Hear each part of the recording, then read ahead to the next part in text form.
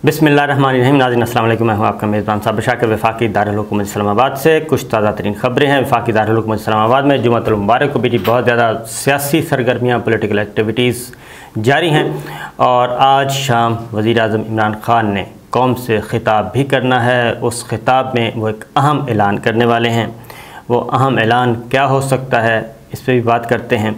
और ख़ास तौर पे सुप्रीम कोर्ट का फ़ैसला आने के बाद अब वज़ीर आज़म इमरान ख़ान क्या क्या करने वाले हैं, क्योंकि उन्होंने अपनी अहम तरीन जो मुशीर हैं उनसे मुलाकात की है, अपने कानूनी माहिरीन से मुलाकात की है और उनकी काबीना भी अब बहाल हो चुकी है। तमाम के तमाम वज़ीर, मुशीर और उनके मुआवनीन ख़ुसूसी सब के सब अपने ओहदों पर वापस आ चुके हैं।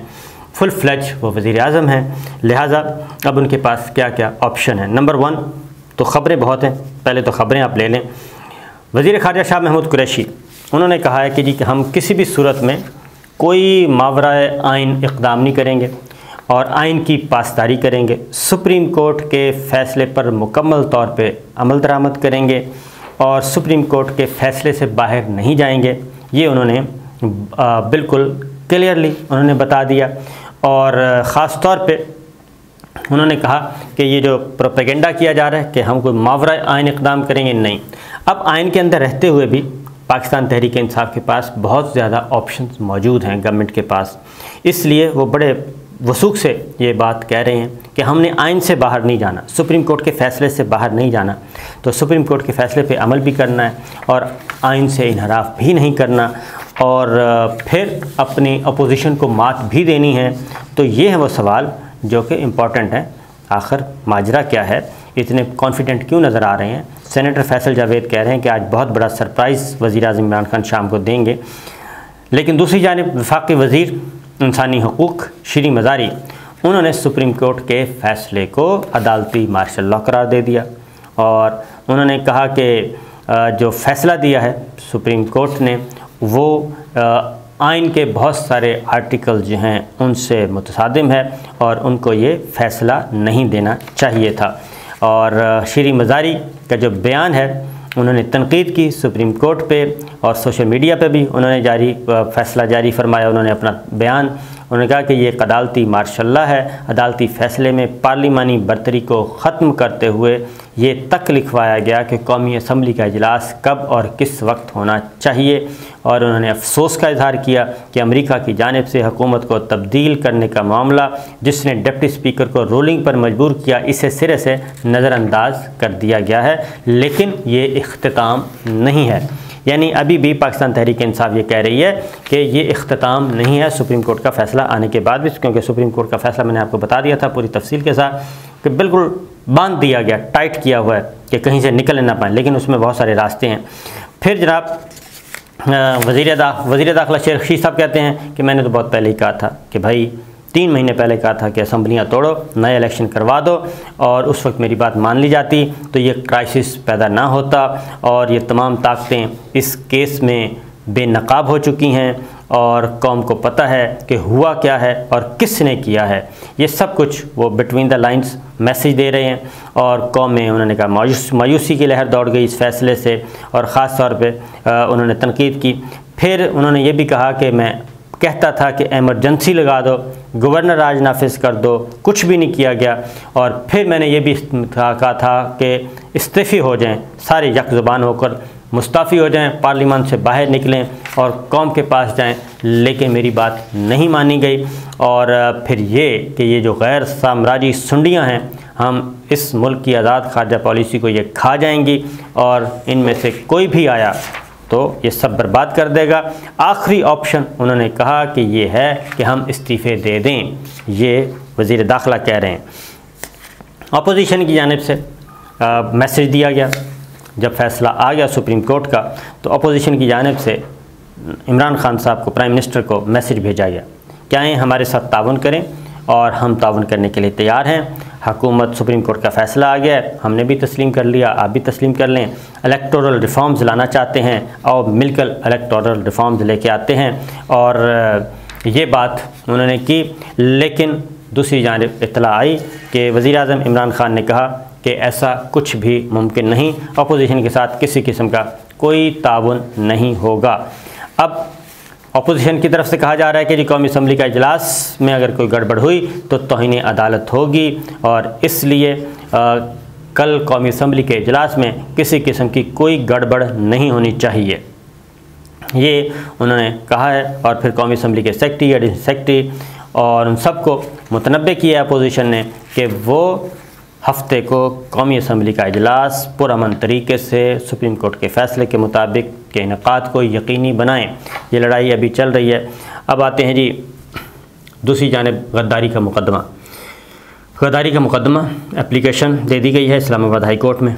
एक शहरी हैं मौलवी इकबाल हैदर, उन्होंने ये एप्लीकेशन दी है और उसमें वज़ीर आज़म, डिप्टी स्पीकर को फ़रीक बनाया गया है।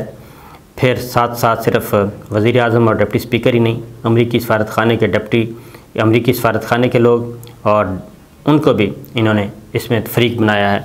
और वज़ीर ख़ारजा शाह महमूद कुरैशी, वज़ीर इत्तलात फवाद चौधरी, उनको भी उन्होंने कहा कि इनके ख़िलाफ़ भी मुकदमा दर्ज किए जाएँ। वज़ीर आज़म ने अमरीकी साजिश के ख़िलाफ़ इल्ज़ाम लगाया और ये जो रिस्पोंडेंट्स हैं जिनका मैंने ज़िक्र किया, ये पाबंद थे कि धमकी अमेज़ ख़त की इंक्वायरी, तफ्तीश और तस्दीक कराने के पाबंद हैं और इसे बैनुल-अक़वामी अदालत इंसाफ में चैलेंज करने की ज़रूरत थी, लेकिन जवाब दहिंदगान ऐसा करने में नाकाम रहे। लिहाजा इनके ख़िलाफ़ 4A के तहत मुकदमा दर्ज किया जाए। पाकिस्तान के आर्टिकल 2 की खिलाफ वर्जी की गई है और जो रिस्पोंडेंट हैं जिनका मैंने ज़िक्र किया, ये तमाम के तमाम मुल्ज़मान हैं। इन्होंने पाकिस्तान की सालमियत या कौमी यकजहती खुद मुख्तारी को नुकसान पहुँचाया है और अमरीका के साथ गैर मुल्की ताल्लुकात को ख़त्म करके पाकिस्तान की इमेज को नुकसान पहुँचाया गया है। तो ये सब के सब लिहाजा इस्तदा की गई है कि उनकी शिकायत पर वज़ीर दाखिला, वज़ीर आज़म, US सफारत खाना, फवाद चौधरी, शाह महमूद कुरैशी, कासिम सूरी के ख़िलाफ़ मुकदमा दर्ज किए जाएँ और वो भी गद्दारी और बगावत के।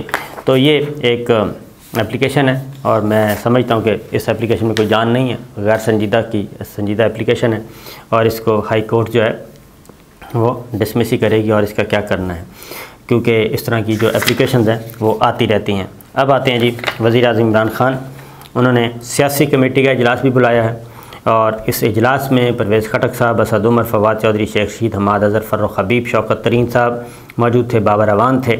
और इस इजलास में सुप्रीम कोर्ट के फ़ैसले के बाद के पॉलिसी स्ट्रेटजी बनाने के लिए बात की गई और उस इजलास में भी फ़ैसला किया गया और उनके आइनी माहिरीन और कानूनी माहिरीन ने ये मशवरा दिया है उनको कि जनाब इस फ़ैसले में भी बहुत सारे हुक्म मौजूद हैं और कानूनी ऑप्शन मौजूद हैं और इस फ़ैसले से निमटने के लिए और इस फ़ैसले के अंदर रहते हुए भी हम अपोजिशन को टफ़ टाइम दे सकते हैं और वोटिंग का प्रोसेस जो है वो डिले हो सकता है।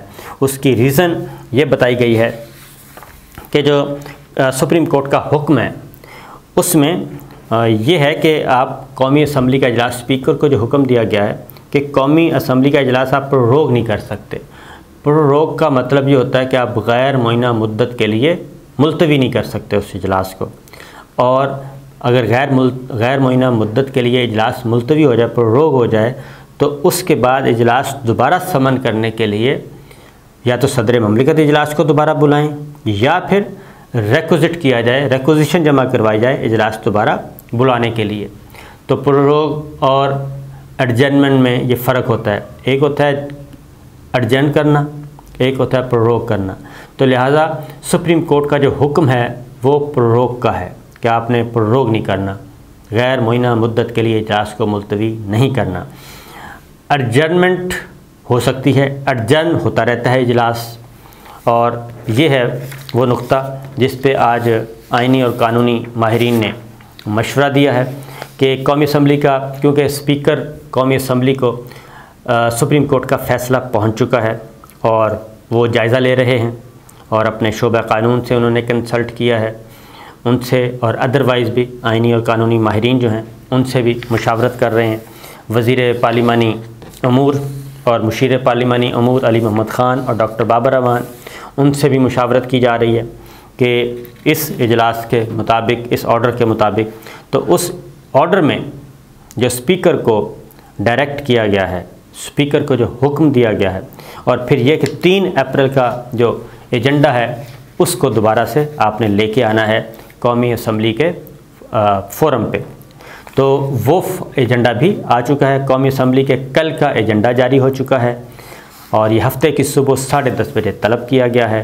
कौमी असम्बली का इजलास 6 नुकाती एजेंडे पर मुश्तमिल है और तहरीके अदम एतमाद पर वोटिंग एजेंडे का चौथा आइटम है।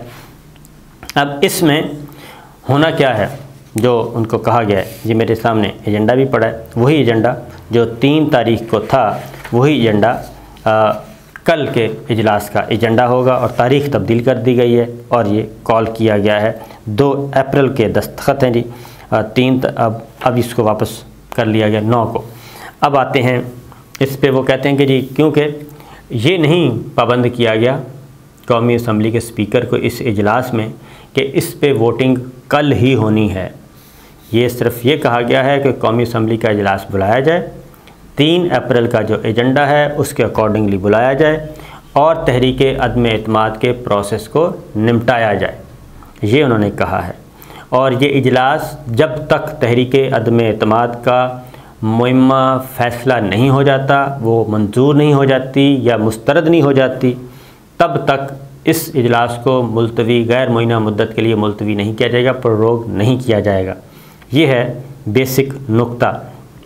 अगर तहरीके अदम एतमाद मुस्तरद हो जाती है तो आप इजलास को प्रोरोग कर सकते हैं, स्पीकर कर सकेगा, और अगर तहरीके अदम एतमाद मंजूर हो जाती है तो फिर प्रोरोग नहीं किया जाएगा, फिर इसको नए कायदे-ए-वान का इंतखाब किया जाएगा इसी जारी सेशन में। अब अगली बात ये भी बता दूं कि सेशन जो है वो स्पीकर बुलाएगा, कल गुफ्तगू होगी, एजेंडा आइटम नंबर 2 जो है या आइटम नंबर 1 है उस तक पहुंचेगा, उसके बाद इजलास मुलतवी कर सकता है, 2 दिन के लिए कर दे, 4 दिन के लिए कर दे, 1 हफ्ते के लिए कर दे, तो उससे वो उसकी दस्तरस में नहीं आएगा स्पीकर के वो इजलास बुलाया। वो वजह कोई भी हो सकती है मुलतवी करने की, ये बात भी जहन में रखिए कि मुलतवी करने की वजह कोई भी हो सकती है। उसमें लोग दूसरा एजेंडा भी अराकीन जो हैं वो लेके आ सकते हैं, तकारीर हो सकती हैं, कुछ भी हो सकता है। तो इसलिए अब उसका ये एक नुक्ता सोचा गया है, पाकिस्तान तहरीक इंसाफ के जो तेज़ तरीन दिमाग हैं उन्होंने ये सोचा है कि इस पे हो सकता है।